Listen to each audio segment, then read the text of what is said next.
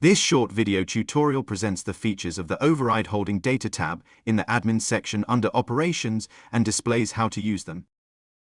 In case you have automated holdings data in place, this section allows you to modify holding data for the products showcased on your Finlens platform. Any changes made here will be applied across all products where the holding appears. Please note that this page does not allow you to add new holdings. Only existing ONs can be modified. This table presents the base holding data for all products available on the platform. To review or adjust overrides, simply click on a row to expand its details. Any modifications that differ from the base values will be visually marked.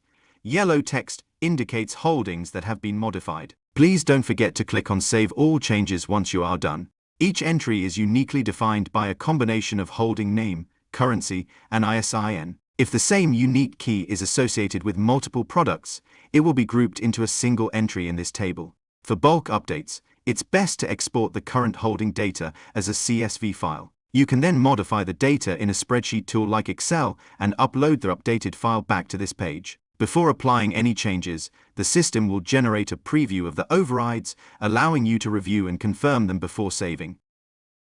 Thank you for watching a short explanatory video regarding the features of the Override Holding Data tab in the Admin section. We trust that you found it helpful and informative. Please note that to access this subsection within the Admin area, you must have Admin or Product Manager rights. If you have any questions, please don't hesitate to contact us.